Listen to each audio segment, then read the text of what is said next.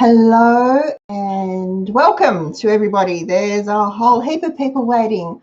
I'm Kath from the Cheapskates Club, and the hiccups you can hear over there are coming from Hannah, and hopefully they'll stop soon. Would you like my water? Oh, she's got a drink, okay.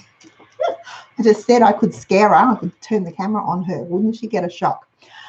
So I hope you all the mums, grandmums, stepmums, foster mums, any mum, just because I can be a mum, mums, had a lovely day on Sunday. I did. I was gifted with a waffle iron. Yes. So we've had Hannah made me beautiful toasted waffles for lunch on Sunday. Thomas made waffles for lunch yesterday. And you weren't here, so you missed out. So now I've got two kids that know how to use the waffle iron. I have to train the other kid and Wayne, and I may never have to cook waffles. Woo! They were delicious. So I was very excited about that. And can you see it? Is it going to show up? Yep. It says, "Mums, do you think I'm made of money tin?" It's empty because I'm not made of money. So that was part of my Mother's Day present too, a money box. I'm not sure what's going to go in, what the money that goes into the money box will be for you, but maybe a treat. So we've got loads of people here. Hello to Margarita, Freya, Diana, Narelle, Michelle, Alicia B, Kelly W, Miss Mess, Kathy, Lynette, Lorraine. Sorry, I need new glasses too, and my eyes are really bad tonight. So Leah, cool, A1, everybody's here. I guess most of us have kids or grandkids or nieces, nephews, neighbours' kids. Some kids we come in contact with on a fairly regular basis, because we all know that can be very expensive. So I'm going to talk about raising Richie rich, or a Richie rich, wouldn't that be nice? And how we teach our kids about money. And this might be a 2 or 3-parter because there's quite a bit involved in this. Not that it's complicated, but I just have a lot to say about teaching kids about money, because we raise 3 kids that are all really good with managing their money, whether they have a lot or a little. They're good at doing it. And I like to think it's because we were a good example to them, and we taught them how to shop around, how to save, how to be generous, how to not get into debt. So it might go into a 2 or 3-parter, this one, but that's okay. We can start. Kids are expensive.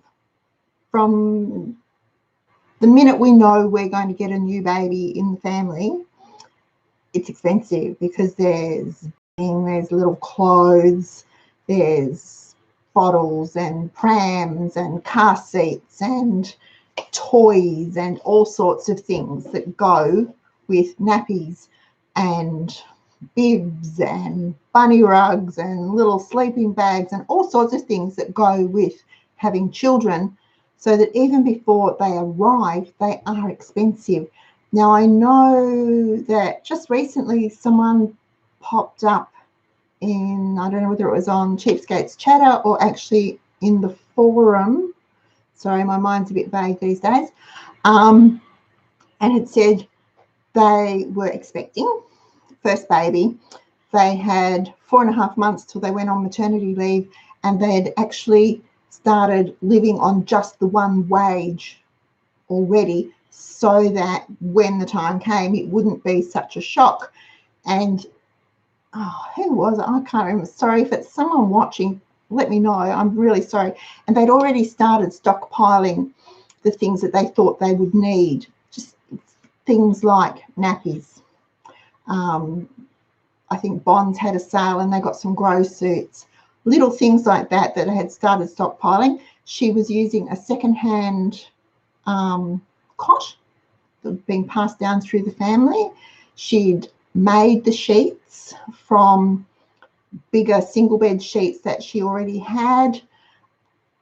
An auntie had given her crocheted some rugs for her. It was pretty well covered, all the things that she needed, so she could sit back and relax and wait for the little bundle of joy to arrive. And I was really pleased to hear that, because so often, and it is really hard when you're having a new baby, it's really hard because you get really excited because all that stuff is so cute.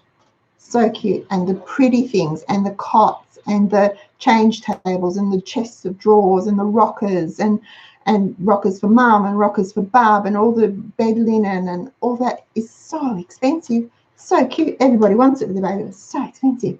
So kids are expensive before they even arrive. But once they arrive, you have to feed them and clothe them and house them until they turn 5 or 6. And then you have to throw education into the mix. So feeding, clothing, housing, educating can add up to a whole lot of money, a great big bundle of money. And it can be hundreds of thousands of dollars over the first 18 years of their life, depending on how savvy you are with raising your kids. And then they get to the stage where they want things like toys or magazines or brand name shoes or jeans or going out to parties and movies and things in the holidays, extra activities like football or cricket or hockey or art or guitar or piano or whatever. All those things, they all cost money. But they're all things that kids don't actually need. Nice to have, but they don't need them. So when we had our 3, we were on a really tight budget, and you all know that. So we fed them, we clothed them, we housed them, we educated them. If they wanted anything extra, they had to earn the money. Stop wagging your head at me. She's sitting there over there. You can't see her. I'm going to turn the camera around. She's sitting there over going, yes. Did it work? Did it work for you? Yes. Look at what you've accomplished. The education, yeah, it cost us thousands of dollars, and look how it turned out. Anyway, if they wanted anything else, they had to earn the money themselves. And we started that from as soon as they started asking for things that we couldn't afford or we couldn't cover for them. So new toys, books, extra camps or trips that they wanted to go on, they had to earn the money for those. And they did that by doing extra chores around the house or for other people. Now, our kids didn't get pocket money handed to them just because. They had to earn it. And earning it meant they had to do extra jobs. Now, extra jobs aren't cleaning their bedrooms. Extra jobs weren't taking out the rubbish or putting the washing away or hanging the washing on the line or cleaning the bathroom or doing the dishes or whatever, because they're all things that you have to do if you are part of a family. If they were living on their own, and probably at 7 and 9 and whatever, they weren't, but if they were living on their own, they were things they would have to be doing for themselves anyway. And they're things that we all do to be a part of the family and a part of the household. So they're not extra jobs. But washing my car, helping me with the garden, whatever I could think of, extra things that I didn't have time to do, they were jobs that they could do to earn extra money. And it worked, I think, pretty well, did it? Did you earn money? Yeah. You're a pretty good little earner. Don't know what to do with that. Well, when Hannah was 4, and I've told this story before, Olympics were coming to Sydney, 2000 Olympics were coming to Sydney. Hannah was just 4, and there was this swimming Olympic Barbie doll that she desperately wanted, desperately wanted. And the jolly thing was $60, $59.99.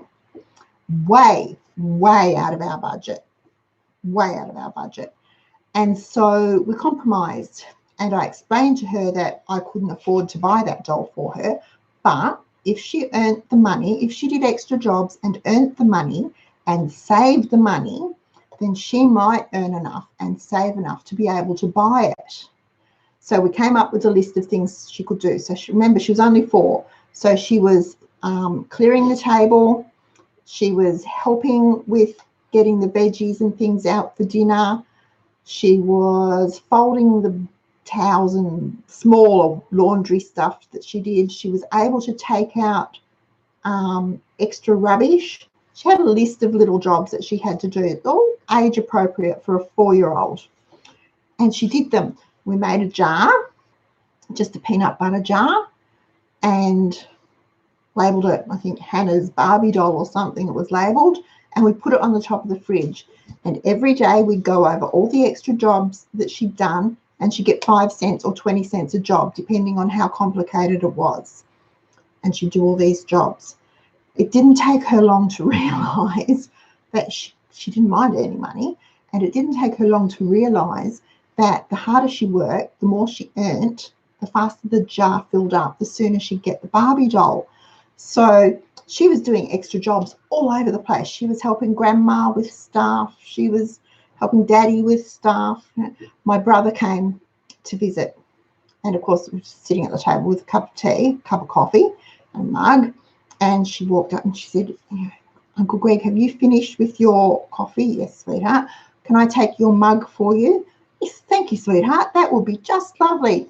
And a little hand came out and went, that'll be 50 cents. Now, he paid her. I wouldn't have paid her 50 cents for it, but he paid her. But she learned really quickly that you want something, you have to work for it and earn it. And we did that with the boys too, with different things. They liked Lego models, or the Lego bricks to make the models, and Thunderbirds. Do you remember the Thunderbirds? Thunderbirds, I'll go. So the Thunderbirds models they liked. So they would earn the money for those. It took her just on 2 weeks, 2.5 weeks, to earn the money to buy that Barbie doll with all the extra jobs she was doing. She worked her little fingers to the bone. She was running everywhere. She was really good. So off we went, and she took that jar of money with her, and I let her do it too, to Kmart, and she walked up and she paid for that Barbie doll herself, and then brought it home. We put the jar up in the fridge, and I thought that would be the end of it. But while we had been buying the Barbie doll, she had spotted some rollerblades, Barbie rollerblades. Now, Hannah was Barbie mad, absolutely Barbie mad. So she'd spotted these Barbie rollerblades, which were $40, way over my budget again. So we did the same thing. If you want them, you have to earn the money, but you also need to earn the money for the knee pads, the elbow pads, the wrist guards, and the helmet. So all up, it was going to come to about another $70 for all this stuff. So it took her a little bit longer to earn that money, I think because she was spending so much time playing with the swimming Olympic Barbie doll. But she did it, and she bought those. She saved up her money, and off we went, and we bought those things, and she had a ball with those rollerblades. Absolute ball. They played music. They played music, yes they did. She loved those rollerblades.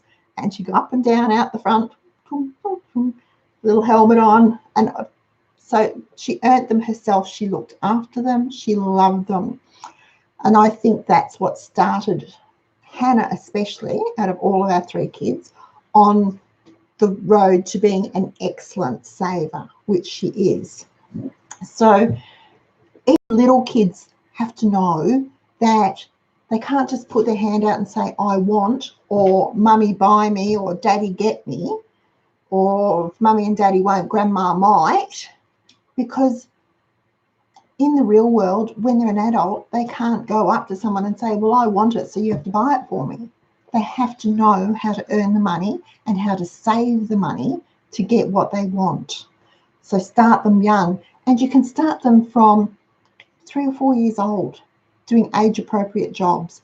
Things like folding the tea towels and putting them in the drawer. Hanging towels and bath mats over the rails in the bathroom. They can learn to swish and swipe the bath before they get out of it of an evening, so you don't have to clean the bath. If it costs you 5 cents, it's worth it. I think it is anyway. Cleaning the bath's never one of my favourite chores, but show them how to do it. And for a while, you will have to supervise because they have to learn. But that's your job as a parent. You're the parent, so you're the teacher. You teach them how to do the things you want them to do and how to do them the way you like them to be done, so that they will be able to do that on their own without your supervision in the future. As parents, we have children, so they're our responsibility. We brought them into the world, so it's our responsibility to make sure they turn out to be valuable, it's going to sound really harsh, valuable members of society. We don't have children to let someone else raise them. We raise our own children. That's the only way we can raise them to be what we want them to be. So we teach them ourselves. Now, I know, and I hear this just about 2 or 3 times a week at least, if not just about every day, but my parents weren't like that, or I was never taught to do that, or, you know, I don't know how to do that. You're never too old to learn. Thank you very much, my darling girl. That's exactly what I was going to say. Never too old to learn. I'm learning all the time. You are never too old to learn. And frankly, in 2019, there is no excuse to not learn or to not find out how to do something you need to do.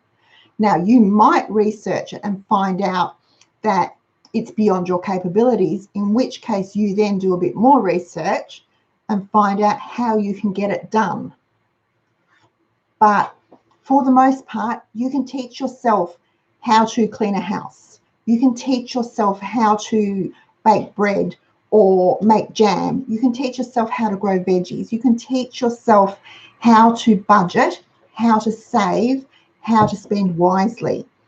And part of that teaching, or part of that learning, you're already doing by watching me.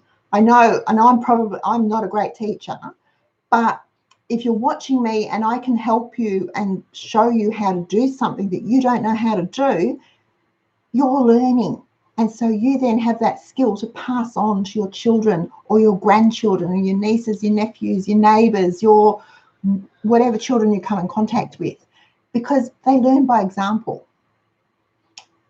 From, you know, and they're learning from the day we bring them home from hospital, they're learning.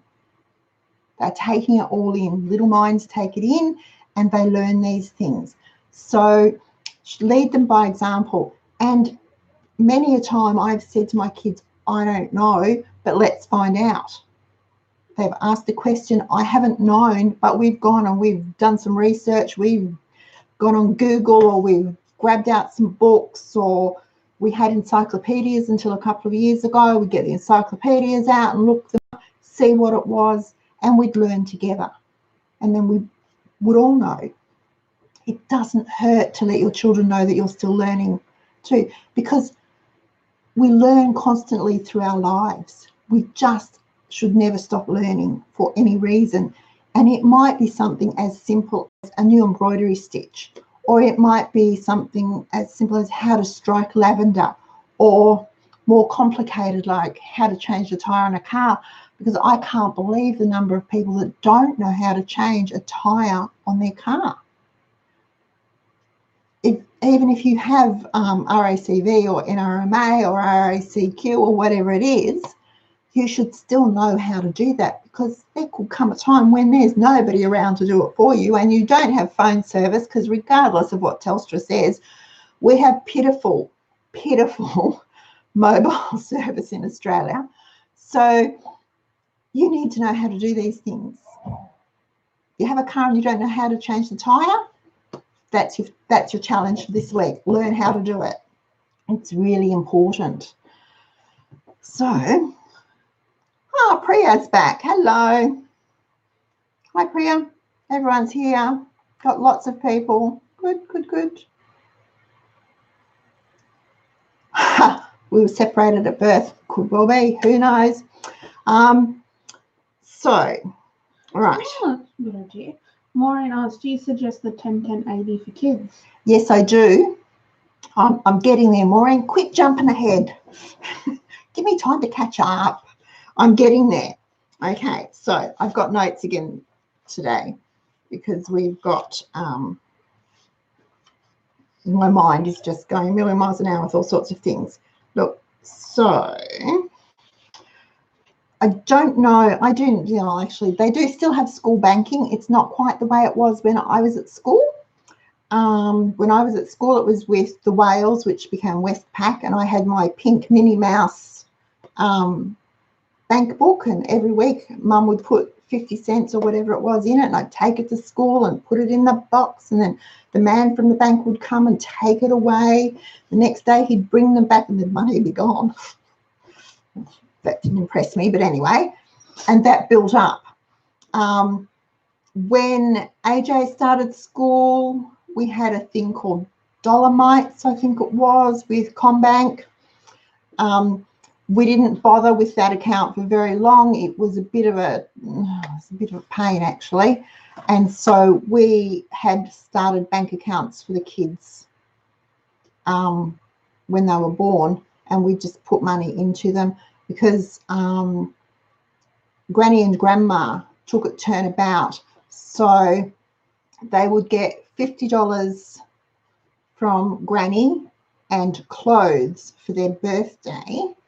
And at Christmas, Grandma would give them the money and clothes, and they swapped it with toys. So birthday, Granny gave them money and clothes, and Grandma would give them the toy.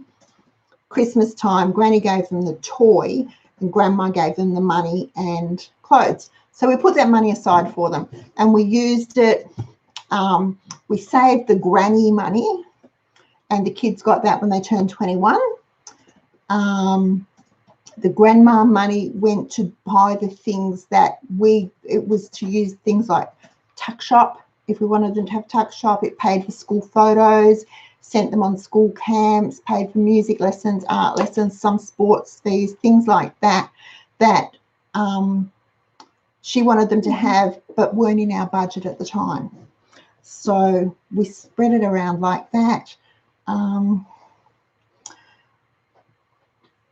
The kids had little The dinosaurs. Dinosaurs, did you? Yeah, the green dinosaurs. Were they? Green dinosaurs. And I know at one stage the boys had trains. Might have been before you were born. Trains that they'd put their money into. So they got 50 cents a week each across the board. They'd get 2 20-cent coins and 2 5-cent coins. 5 cents had to go into offering at church. That was their give. 10%. 5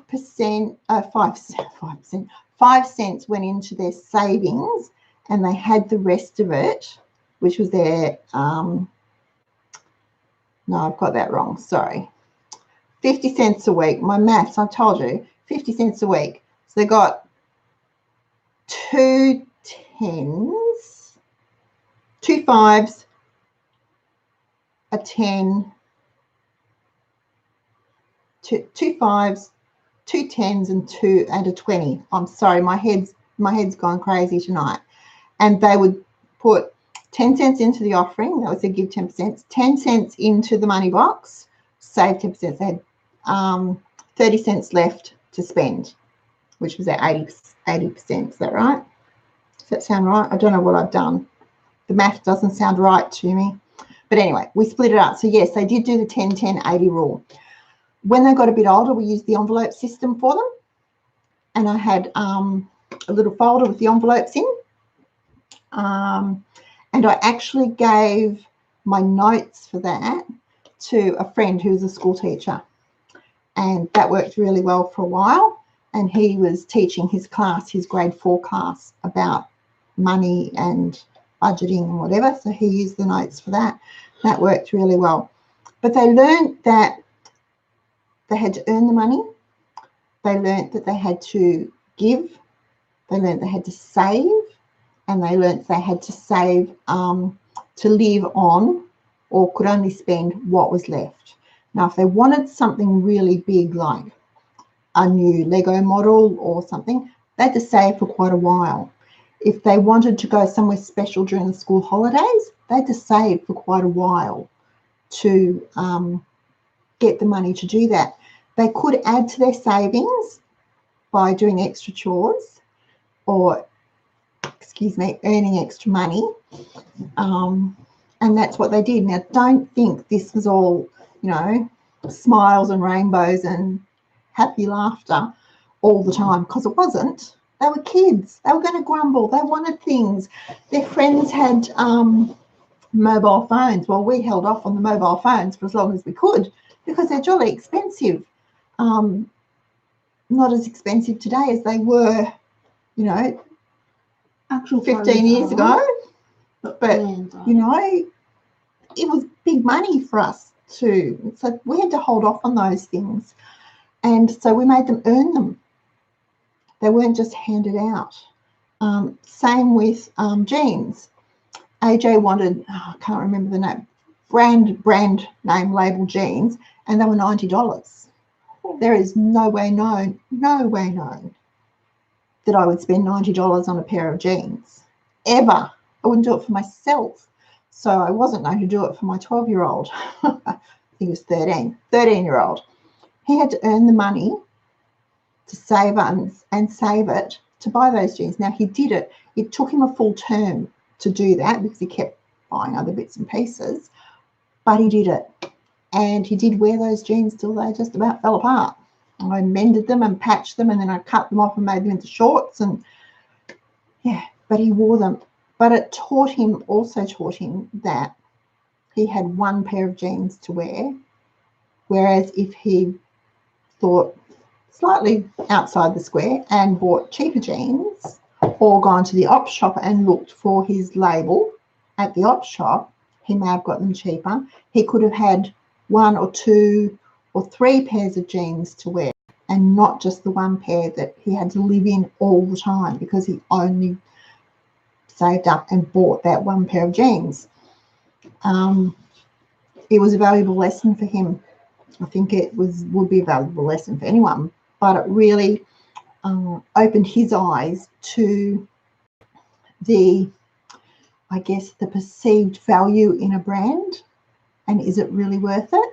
It was an interesting experience for him.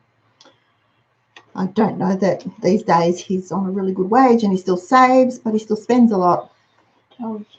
He does, yes. He's photography mad, so he buys lots of camera bits and lenses and fancy things, and anyway, there's always parcels being delivered to the door with bits in it, and trains, because he's train mad.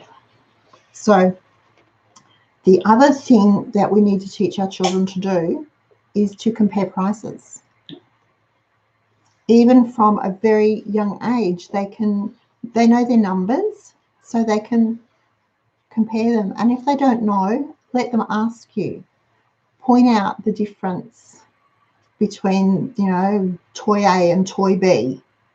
It might be $3, does the same thing, it's just a different colour or a different brand or whatever.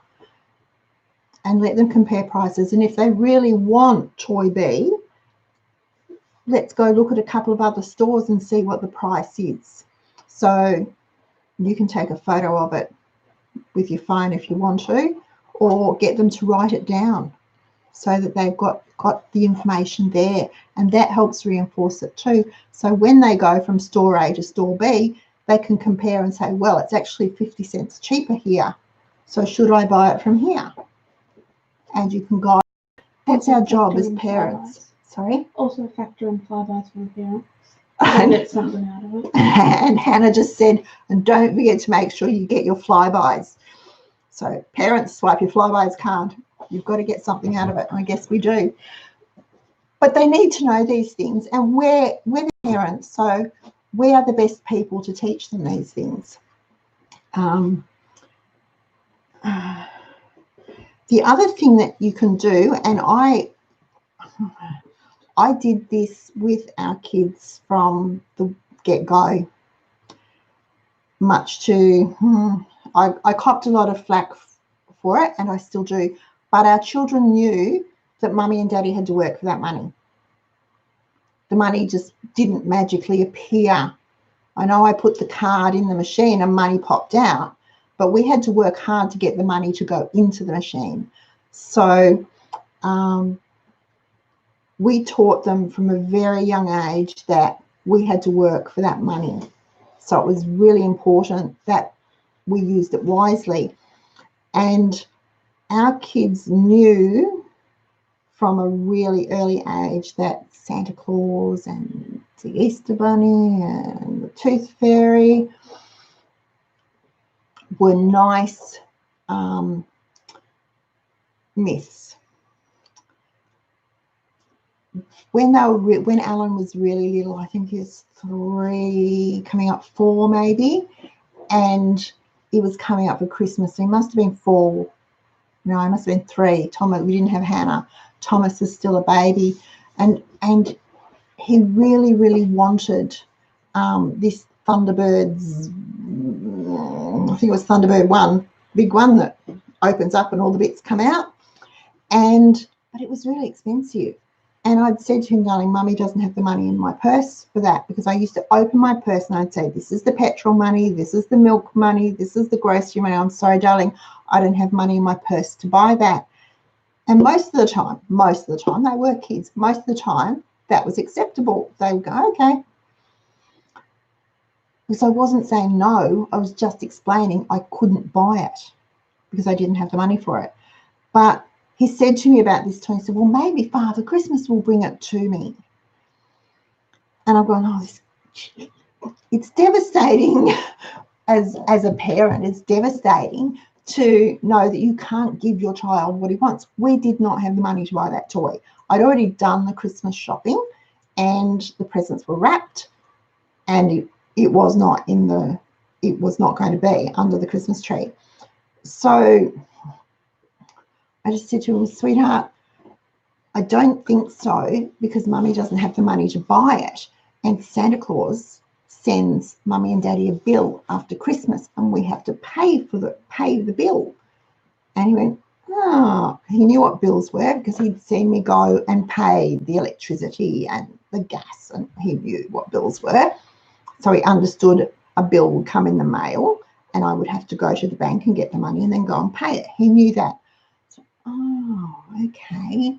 So, all right then. So I don't know what went on in his 3-year-old mind, but it worked. And he didn't actually forget about it, but we were able to use some of the money from grandma to buy it and put it away for another gift at another time. But he sort of understood then that things aren't free, that you still have to work for it. The money for it has to come from somewhere. And so if that made me a bad mum, that made me a bad mum.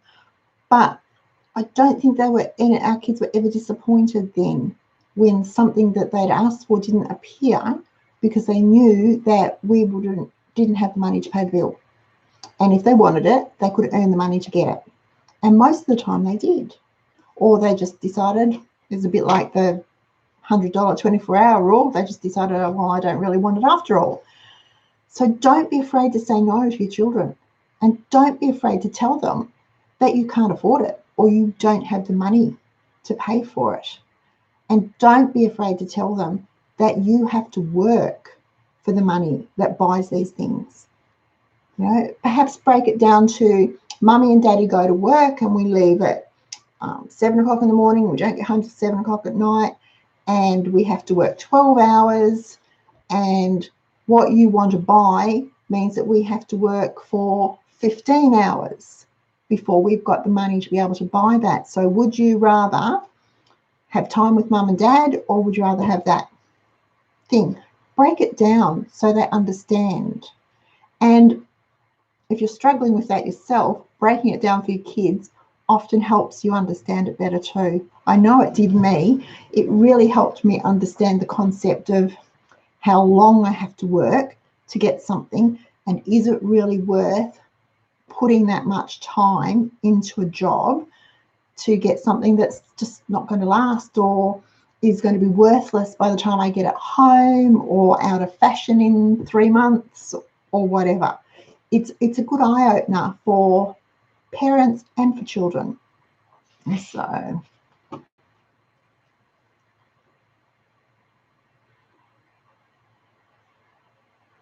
okay, Kathy. Oh, what are you putting in your pies, Kathy? Karen T, my mum. Yeah, she's doing okay. Karen T, mum's hanging in there at the moment. She's been moved into palliative care. So we're just sort of,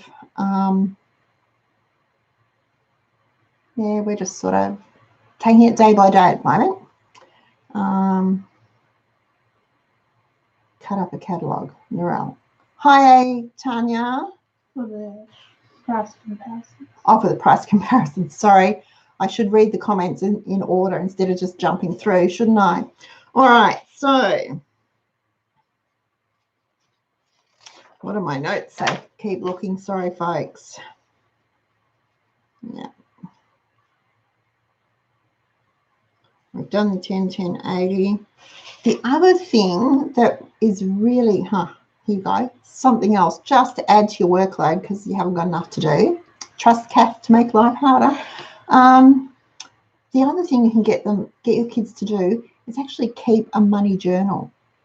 So do you know how we track our spending? We're doing, we want to save, or we're doing a no spend week or no spending month, and we track our spending so that we know what we're buying, where it's going. Get your kids to do the same thing, so that if they spend money on a Disney magazine, or they go and buy the Hot Wheels car, or the iTunes download, or whatever, depending on how old they are, the makeup or the handbag or whatever, that new piece of equipment for their computer, whatever they're buying, get them to track their spending so they know, and get them to write down, if they buy lunch at school, how much did it cost? If they go out and go buy a burger and chips on the way home, or a slush or whatever, get them to write it down so they can actually see what they're spending their money on and how much it costs. Because like it is for you and I, it's going to open their eyes to the stuff that really adds up to a lot, but they have nothing to show for it. Now, I'm not saying that our kids need to be perfect budgeters from the get-go, because they're not going to be. We're not perfect at it. We're still learning. We're always refining how we do things. And our kids will too. But at least get them started so that they have an idea when it comes time to boot them out of the house at 35, because I think I heard on the news today that's sort of the age they're heading to before they get booted out of the house. Oh, sweet. No, not sweet. Big grin on Hannah's face there. She's here till 35. She's not. So, you know, that they're able to stand on their own 2 feet. They'll know how to pay the bills. They'll know how to budget for the bills. They'll know how to grocery shop and get the best value for their dollar. They'll know how to find the best clothes, the best shoes. They'll know how to haggle for a car, and they'll have a deposit for a house. Wouldn't that be nice? Yeah, that's why I'm staying. that's why Hannah's staying. But that would be nice. You know, that's something to aim for. So we teach them to do that, and we show them. We lead by example. We tell them, be honest and upfront. It's not easy. It's not easy. And there are things that I would really, sometimes there are things I would like that I know I'm not going to have. You know, I could easily spend $2,000 on craft materials at the moment, but I'm not going to, because, well, for a start, I don't have the time to use them at the moment. But it's just, I would love them, but I wouldn't get that value back out of them. So pick and choose. I might choose 1 or 2 things that I really like, that I can afford, and I'll be happy with those. So let the kids know, let your kids know that you still struggle with the temptation, that you still have to question every cent that you spend, that it's not easy, because it's not. It's simple. You don't spend it, you save it. If you don't spend it, you have it to save, or you have it to spend on something more important. But it's not easy to do that. You do need self-control. And that's what we're teaching our kids. And we're teaching them to be responsible with their finances. And if they're responsible as children and then as teenagers and young adults, they're going to be amazing when they leave home, establish their own homes and raise their own families. They will be brilliant at this. They'll have it down pat, and their world will be amazing. The opportunities open to them because they know how to manage their money will be astounding. So it's a really good thing to teach our kids to budget, to know how to earn the money, and to not just expect it to be handed to them. I cringe when I see parents just open their wallets or their purses and hand over a $20 note or a $50 note. You do that when you need to buy something. Yes, I do, but it's not for you. It's I keep the change. So it's, I'll kick you for that. It's important that they know. We have a whole generation that don't know how to earn what they want. They just think it's going to appear. They see it, they want it, it should be theirs, and that's not the case. So we need to raise our kids to be responsible for themselves and for what they have, and to know that if they want it, they can have it if they work for it. It's as simple as that. I'm getting a bit dry here. Sorry, folks. Okay. No, we don't have any buffering here. Dodgy internet connection could be.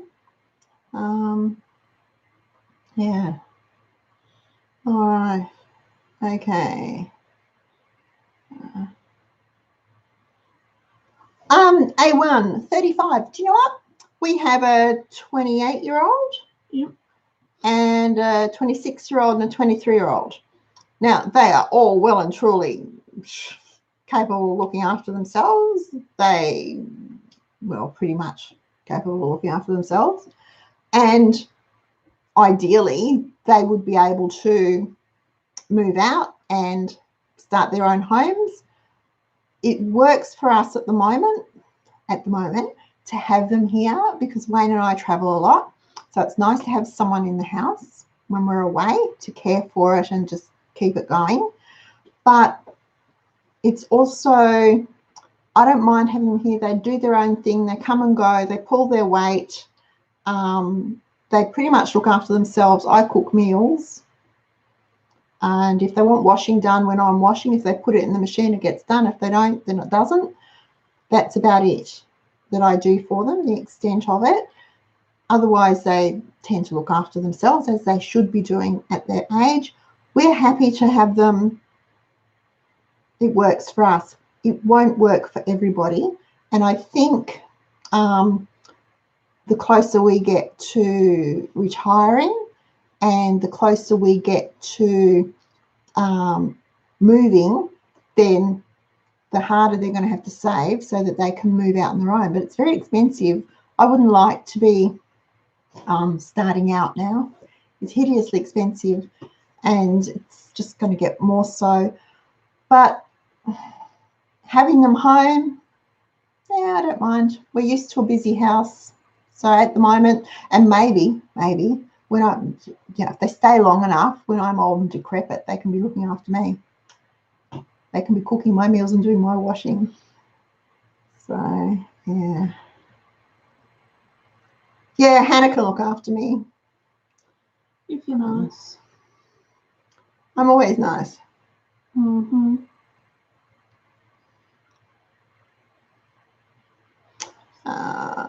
22-year-old purchased her own home at 21 with a full deposit, got a degree with no debt, and worked throughout her study to pay for it and save. Yep, Lived at home and then moved. Yep. Perfect. And that's what they can do. Our kids finished their education with no debt. We did not allow them to go into debt to finish. They've all had tertiary education. We did not allow that to happen. And it actually, this was the hilarious bit. We put our kids through private school, and that was our choice. We chose to do that. So we worked, we saved the fees, the uniforms, all the extra bits. That was our choice. We chose to do that. So AJ finished, got accepted into uni. Off we go to pay for it, and we'd already decided that it would be paid up front. So we went to pay for his first year at uni. First year, we were paying the whole year. Because we were paying the year in advance, and we were paying cash, and so we got a discount for paying the year in advance. We got a discount for paying cash, and we got a discount for paying before the due date. It actually came in cheaper than a year of school fees for him. So he was excited, I was excited, and that happened. All three kids did that, and it just worked for us. I don't see any point, I cannot see any point in starting your working life owing a debt. And you do owe that debt. You may never earn enough money to start paying that debt back, but it will always be there. You will always owe that debt. So I see no point, absolutely no point in starting your working life owing a debt. It's just ridiculous, and it shouldn't be encouraged. So well done to the 23-year-old. And op shopped. Perfect. Okay. Now I've lost my train of thought. Sorry, folks. Boom, boom, boom. It's totally gone. Sorry, I had something else I was going to say. Oh, gone. It'll come to me as soon as we turn off. Anyway, teach your kids about money. Don't be afraid to talk to them about money. Don't be afraid to let them know that you have bills to pay. Don't be afraid to let them know that you live on a budget.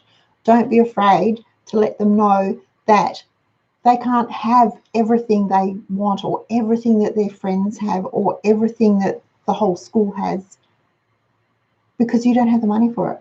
And don't be afraid to let them know about debt. Debt is bad.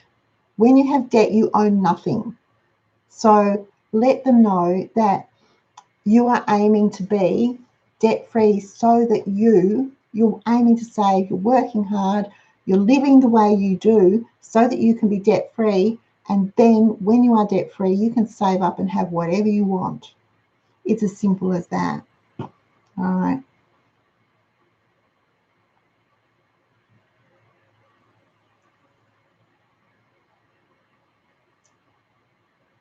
Zoe, that's lovely.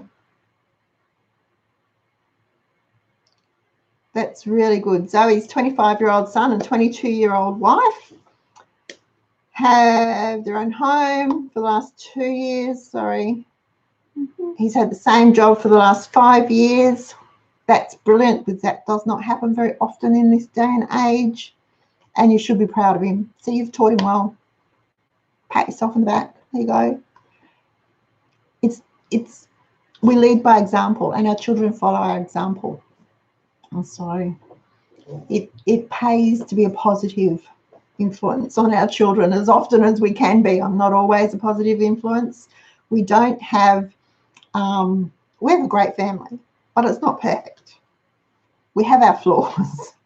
We have many flaws, but there's lots of good things too. Hannah's shaking her head. She's rolling her eyes at me. And my kids are amazing. They've turned into brilliant adults, and we're very proud of them. But they were kids. They were normal kids. We still had battles with them. So that's a part of growing up, and it's also a part of parenting. Because if you're a parent and you think that you should never have a disagreement with your child, and you should never have to discipline your child. And by discipline, I mean, you know, teaching them right from wrong. And I don't mean thrashing them, and I don't mean bashing them. I just mean, you know, there are consequences for actions. So, you know, that's our job. That's why we have children. We have children to raise them to be valuable and beautiful members of society and to keep our legacy going. And they won't do that if we don't teach them. So that's our job as parents. It's not an easy job. And that's why we have Mother's Day and Father's Day, so that one day a year we can be waited on hand and foot, treated like queens. No. Anyway, no reaction from her. She's rolling her eyes again. But that's our job. And our job is to teach our children to be wise with their money. And if we have to learn as we go along, then so be it, because it only strengthens us too. Okay, now. Oh, Kathy. Okay. Mince and frozen mixed veggies, gravy, bit of cheese. Cheese makes everything good, Kathy. Kathy's making pies in her pie maker. If you ask our Thomas, cheese makes everything good. Doesn't have cheese, not good. You call it devil food. Okay, Karen T. My 11-year-old has come home from primary school today and has said they have been told the whole class has to do fundraising for the school prom, $1,000. Any safe suggestions, please? Oh, okay. What did we do? We had to raise money for your Year 6 formal. What did we do? Can you remember? It was a while ago. It was with Mr. Franklin. Is Mrs. Franklin on tonight? No. What did we do? I don't know. Was it a breakfast? There are all sorts of things that the kids can do. There's the usual chocolates and stuff. Get them to do car wash. Do you have some mums that can help you with perhaps stalls? So be they, so it's prom, so it's end of the year. You could do plants. Yeah, movie nights. Plants. Movie nights, yep. I can't remember what, I honestly can't remember what else we did. Karen. Bake sales. Yeah, we had a couple of cake sales, cake stalls, just at school, in the car park, after school, parents coming and going. And it might only have been, you know, $100 at a time that was raised, but you don't have to do that 10 times and you've got your $1,000. What else? There was one year we did the Easter eggs festival. That's gone. Mm-hmm. The Easter eggs. We did potted plants. One of the mums was a really good gardener, and she'd strike cuttings in plants of herbs and things and make herb pots. Bake sale, meat raffle, quiz night. Thank you, A1, movie nights, all sorts of things. Even perhaps they should go to the principal and say, can we have a crazy hair day where everyone has to come to school with crazy hair, and it costs them 50 cents or $1, a gold coin, or a pajama day. And in which case, if it was pajama day, this is what we did a pajama day, didn't we? And we actually had the pajama breakfast. So everyone came to school in their PJs, and a whole heap of mums got together and we made pancakes. We had cereal, wheat bix and stuff that was donated, and cereal and fruit, juice and milk and pancakes, and we had breakfast for the first class. So they all came to school. When school started, all the kids trooped into the hall, and even the teachers came in their PJs for the morning anyway, and that was a gold coin donation. It was just a fun thing to do, and it raised, if the whole school gets involved, it can raise the money quite quickly.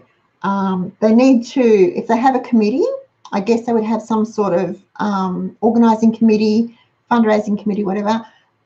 Take it to the committee and get the committee to go to the principal and ask about that sort of thing. Art. That was another thing we did. All the kids in the class did one on a sheet of A4 art paper. They did a painting or a drawing or a sketch of whatever. We laminated them, put them up in the hall on parent-teacher interview night, and parents could buy them. I think they were $5 each or something. $5 each, $2.50 each, whatever. But the parents could buy them. Now, what we did was the names of the children were on the back of the paintings, not the front. So unless your child said, that's mine, buy it, you were buying random artwork for someone else's. But you just bought whatever appealed to you. And that worked well too. We raised quite a bit of money doing that. And that was a nice thing to do. And it broke up the tedium of waiting on parent-teacher interview night to go into the classroom and speak to the teachers, because you could walk down the hallway and see the drawings on the wall. Lapathon's White Elephant. What elephant? Trash and Treasure. Oh. Now, the White Elephant. What we also did was we had one parent who was really dedicated. She had 4 kids in the school though, and she and her husband would collect all the trash and treasure stuff. We'd bring it to school, they collected it, and she would actually go to a trash and treasure market on a Sunday and sell it, and whatever was sold, the money went back to the class. So that was a good thing. Disco night, yep. Bring and buys, no, not so much. A1, no. But there's all sorts of things you can do. Get the kids to do I was going to say, can't remember. Brainstorming session. A brainstorming session, yeah. Get the kids and the teacher and the organising committee, the mums or dads or whoever's on it, to, have a brainstorming session and come up with ideas of things that they can do and then slot them in. There's plenty of things that can be done. Sausage sizzle. Sausage sizzle, as long as the onion goes on the bottom and not the top. That's cool, it's fine. So all sorts of things. So hope some of those suggestions work for you, Karen. And again, the kids are learning that they have to earn. If they want something, they have to earn it. So anyway, all right, folks, I am a bit talked out. I am really tired too, so I'm getting hoarse. On Thursday, not sure what we will do. Did we talk about what we're going to do on Thursday? I don't think so. No, I'll think of something. I know Meryl would like to see the single jar jam, so I might just do that in the microwave. And yeah, I've got bread out to do breadcrumbs sometime tomorrow, and all sorts of things in between, all the other rubbishy bits of running around that I'll be doing. So yeah, teach your kids that they have to earn it. If they want it, they have to earn it. Start them young. It's not child labour. It's not slave labour. And then when they hit 14 and 15, you can say to them, okay, now it's time to go and get a job. And they can work at Macca's or Kmart or Coles or Woolies or deliver newspapers or the local hairdresser's sweeping up or whatever, but they can get a job, a real job, dog grooming, whatever. And they can do that part-time while they're still studying. And that means they can save up for a car. They can save up for their driving lessons, which are really expensive. They can start saving for their tertiary education if that's where they want to go. All sorts of things. But it gives them a bit of independence too. Okay, so thank you all for sticking with me over my ramble. And I shall see you on Thursday. Okay. All right, everyone. Good night. Sleep tight. And I shall see you on Thursday. Bye.